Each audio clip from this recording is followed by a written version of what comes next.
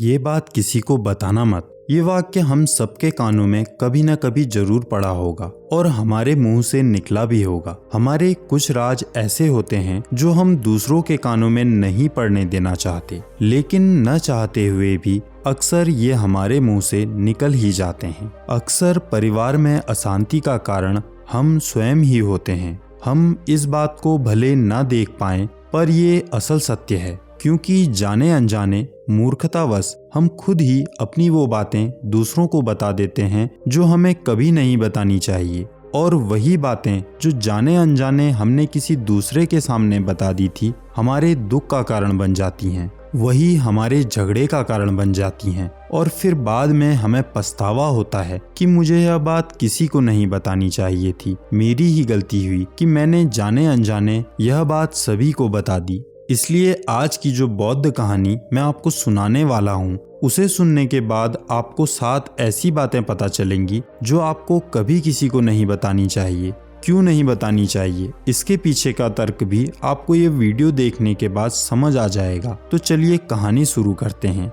एक समय की बात है, एक नगर में रिंकू नाम का एक युवक रहता था। वह बहुत गरीब था। 2 वक्त की दाल रोटी भी बड़ी मुश्किल से उसे नसीब होती थी। हर तरह की कोशिश करने के बाद भी उसे अपना पेट पालने के लिए कोई भी काम नहीं मिल पा रहा था। एक दिन परेशान होकर उसने अपनी पत्नी से कहा, मैं जिस जगह भी काम मांगने जाता हूँ, हर कोई मुझे ये कहकर काम नहीं देता कि हमारे यहाँ काम की जरूरत नहीं है। मैं काम की तलाश करते करते थक चुका हूँ। मुझे समझ नहीं आता कि मैं तुम लोगों का पेट कैसे भरूंगा, अपने बच्चों को कैसे पालूंगा। ये चिंता मुझे दिन रात खाए जा रही है। ये बात सुनकर उसकी पत्नी ने कुछ देर सोचकर कहा, तुम एक आदमी के पास एक बार ही काम मांगने के लिए जाते हो, और जब वह काम नहीं देता तो तुम दोबारा उसके पास जाते तक नहीं हो। अगर तुम्हें उनसे काम लेना है तो तुम्हें अपने लिए हमदर्दी हासिल करनी होगी, अपनी गरीबी दिखानी होगी, जिससे वह लोग तुम्हारी मजबूरी समझकर तुम्हें काम पर रख लें। इसलिए शर्म मत करो और अपनी मजबूरी बताओ, अपनी गरीबी बताओ, और इसी उपाय से तुम्हें काम मिल सकता है। अपनी पत्नी की कही गई ये बात रिंकू के दिमाग में बैठ गई और अगले दिन काम मांगने के लिए वह उसी सेठ के पास गया जहां पर वह एक दिन पहले काम मांगने के लिए गया था। लेकिन इस बार उसने हाथ जोड़कर उस सेठ से प्रार्थना की, उससे विनती की कि वो बहुत गरीब है और उसे काम की बहुत आवश्यकता है। वो जो कुछ भी उसे देंगे वो उसमें संतुष्ट हो जाएगा। उसकी ये हालत देखकर उस सेठ ने उसे अपने यहाँ काम पर रख लिया। वो रोज वहाँ काम पर जाने लगा। अंदर ही अंदर वह बहुत खुश था कि उसे काम तो मिला, लेकिन उसे इस बात का दुख हो रहा था कि उसे वेतन दूसरे लोगों से कम मिल रहा था। वही काम जो दूसरे लोग कर रहे थे, उन्हें ज्यादा वेतन मिल रहा था। एक दिन हिम्मत करके जब इस बारे में उसने अपने सेठ से कहा, तो सेठ ने कहा, देखो भाई, तुम्हें काम की जरूरत थी, मैंने तुम्हें काम दिया। मेरा धन्यवाद करने के बजाय तुम मुझसे शिकायत कर रहे हो। एक तो मुसीबत के समय मैंने तुम्हें सहारा दिया, उल्टा तुम मुझ पर रौब झाड़ रहे हो। भलाई का तो जमाना ही नहीं है। यह सुनकर रिंकू वहीं पर चुप हो गया। बात कहीं न कहीं सत्य थी। सेठ ने तो उसे उसकी मजबूरी के कारण ही काम दिया था, इसलिए वो उसे अपने अनुसार ही वेतन दे रहा था। लेकिन धीरे धीरे उसने यह बात अपने सगे संबंधियों और अपने दोस्तों को भी बतानी शुरू कर दी कि उसका सेठ कैसा आदमी है और उसे कितना वेतन देता है। समय बीतता गया और रिंकू पूरी लगन के साथ अपना काम करता रहा, लेकिन अब परिस्थितियां बदलने लगी थी। सेठ अब रिंकू से दूसरे नौकरों की तुलना में ज्यादा काम लेता था और उनकी तुलना में उसे कम वेतन देता था। यह बात रिंकू को बहुत खल रही थी कि वह दूसरों से ज्यादा मेहनत कर रहा है और उनसे कम वेतन पा रहा है। इससे उसके आत्मसम्मान को बहुत गहरी चोट पहुंची। अब धीरे धीरे उसका मन अपने काम से हटने लगा। उसका मन काम में लगता ही नहीं था। जाहिर सी बात है, ऐसी जगह किसका मन लगेगा जहां आदमी को उसके आत्मसम्मान के साथ समझौता करना पड़े। इसलिए जल्दी ही उसने अपना काम छोड़ दिया। अब वह घर पर खाली बैठा रहता था।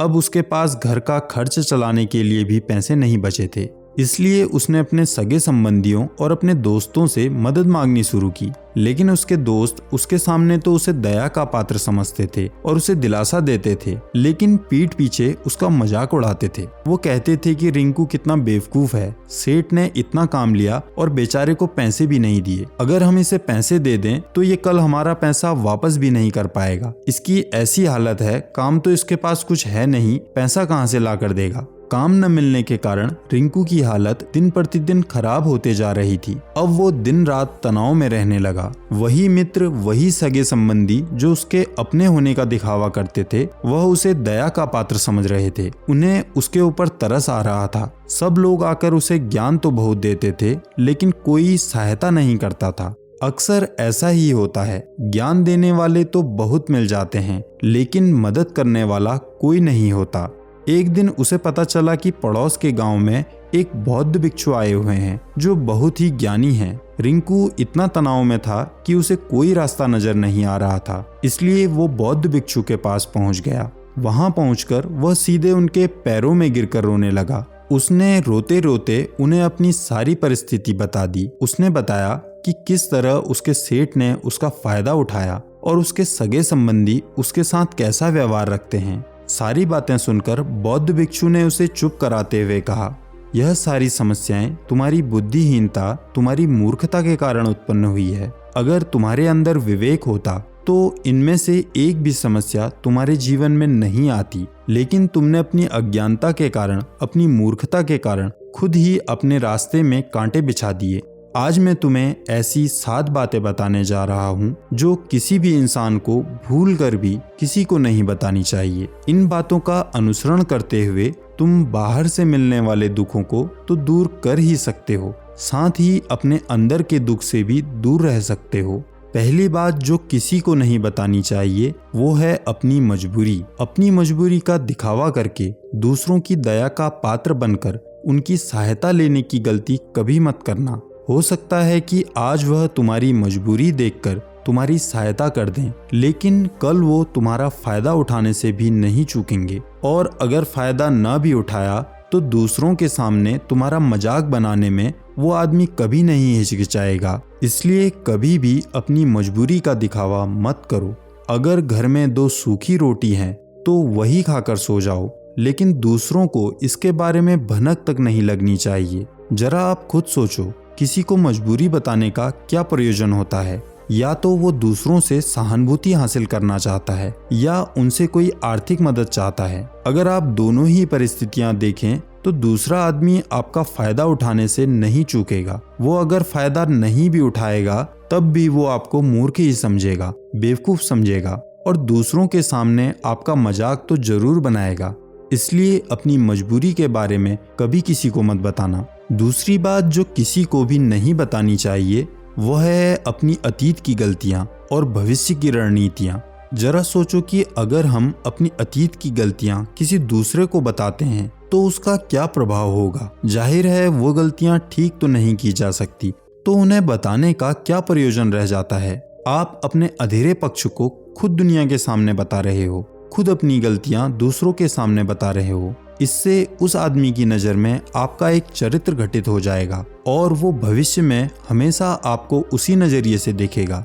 इसलिए किसी भी आदमी की नज़र में अपना चरित्र गठित मत होने दो, और जरा सोचो कि आप व्यर्थ में ही अपने भविष्य की रणनीतियां दूसरों के सामने बता रहे हो। जो लोग आपके काम का हिस्सा ही नहीं हैं, उनके सामने अपने भविष्य की रणनीतियां, अपनी डींगे हाँकने का क्या फायदा। वो लोग आपकी सहायता तो नहीं करेंगे, लेकिन आपकी भविष्य की योजनाओं में बाढ़ जरूर बन सकते हैं। आप खुद अपने विवेक का इस्तेमाल कीजिए और सोचिए, कभी आपके साथ ऐसा जरूर हुआ होगा कि आपने अपने भविष्य की योजनाएं किसी को बताई हों और वो कामयाब ही ना हुई हों। ऐसा आपके साथ भी जरूर हुआ होगा। तीसरी बात जो किसी को नहीं बतानी चाहिए वो है अपने घर की बातें। जो भी आपके घर के अंदर आपस में बातचीत होती है, हमारे माँ बाप के साथ, हमारी पत्नी के साथ, हमारे बच्चों के साथ, वह बातें परिवार तक ही सीमित रहनी चाहिए। अगर आप इन बातों को दूसरों के सामने ढिढोरा पीटते हो तो दूसरों को आपके घर में घुसने का एक मौका मिल जाता है। वो इसका फायदा उठाने से कभी नहीं चूकेंगे। वो आपके परिवार के सदस्यों को आपसे दूर लेकर जाने की कोशिश करेंगे। अक्सर ऐसा होता है, हम समाज में देखते हैं कि हम अपने झगड़ों को कम करने के लिए उन झगड़ों को अपने पड़ोसियों और दूसरे सगे संबंधियों को बता देते हैं, लेकिन इससे आपको सहायता कभी नहीं मिली होगी, बल्कि आपके घर की लड़ाई झगड़े और ज्यादा बढ़ गए होंगे। अगर आप अपने माँ बाप की बातें दूसरों को बताएंगे तो आपके माँ बाप को बुरा लगेगा कि हमारा बेटा हमें बताए बगैर ही दूसरों को यह बातें बता रहा है। इसलिए अपने घर की बातें और अपने घर की लड़ाई झगड़े को किसी के सामने मत बताना। अगली बात जो मैं तुम्हें बताने जा रहा हूँ, जो किसी को नहीं बतानी चाहिए, वह सुनने पर तुम्हें बहुत अजीब लग सकता है। अपनी आमदनी किसी को मत बताना। अपनी आमदनी न बताने का क्या प्रयोजन हो सकता है? जरा सोचिए कि आप अपनी आमदनी अपने दोस्तों को बता देते हैं, तो जब आपके दोस्तों को जरूरत पड़ेगी तो वो सिर्फ आपको ही याद करेंगे, क्योंकि उनको पता है कि अगर आपकी आमदनी ज्यादा अच्छी है तो आप ही उनकी मदद कर सकते हैं। इसलिए ज्यादातर लोग आपसे सहायता मांगेंगे, और जब आप उनकी सहायता नहीं करेंगे तो वो सोचेंगे कि इस आदमी के पास पैसे हैं, ये मेरी सहायता कर सकता है, लेकिन यह सहायता कर नहीं रहा है। इस कारण आपकी आमदनी की वजह से आपका अपने दोस्तों के साथ मनमुटाव हो सकता है।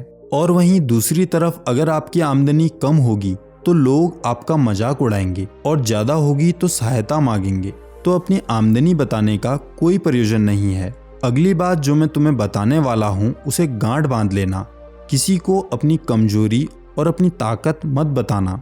अक्सर इंसान को पता नहीं होता कि उसकी कमजोरी या उसकी ताकत क्या है, लेकिन अगर आपको अपनी कमजोरी और अपनी ताकत पता है तो पहली बात तो आप बहुत ही बुद्धिमान आदमी हैं, और दूसरी बात कि आपको यह बातें किसी से साझा नहीं करनी है, क्योंकि अगर आपकी कमजोरी दूसरों को पता चल गई तो वह आपकी कमजोरी का फायदा उठाएंगे, और अगर आपकी ताकत पता चल गई तो वही ताकत आपकी कमजोरी बन जाएगी, क्योंकि वो ताकत दूसरे आदमी को पता है। जो आपको नुकसान पहुंचाना चाहेगा वो आपकी ताकत की काट भी ढूंढ ही लेगा।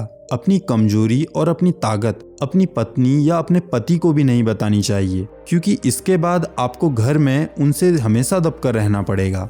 अगली बात जो किसी को नहीं बतानी चाहिए वो है अपने मित्र और अपने शत्रु। आप अपने मित्रों के बारे में अगर दूसरों को बताएंगे तो वह आपके मित्रों के साथ अपनी घनिष्ठता बढ़ाकर आपको धोखा दिलवा सकते हैं। आपके गहरे मित्रों को आपसे दूर करने का प्रयास कर सकते हैं। अक्सर आम आदमी ऐसा नहीं करता, लेकिन आपके दुश्मन ऐसा करने की कोशिश कर सकते हैं। वहीं दूसरी तरफ आपके शत्रु का भी किसी को पता नहीं चलना चाहिए, क्योंकि आज जो आपका मित्र है अगर कल वो आपका दुश्मन हो गया तो वो आपके दुश्मन के साथ मिलकर आपको परास्त कर सकता है, आपको धोखा दे सकता है। इसलिए अपने सबसे अच्छे दोस्त को भी अपने दुश्मन के बारे में कभी मत बताना। अगली और आखिरी बात मैं कहना चाहता हूँ कि जब तुम दान करते हो तो दान के बारे में भी किसी को मत बताना, नहीं तो दान करना व्यर्थ हो जाता है, बेकार हो जाता है। जब आप अपने दान का ढिढोरा पीटते हो तो आप यह बता रहे हो कि मैं कितना बड़ा दानी पुरुष हूँ, और यह आपके अंदर एक अहंकार निर्मित करेगा।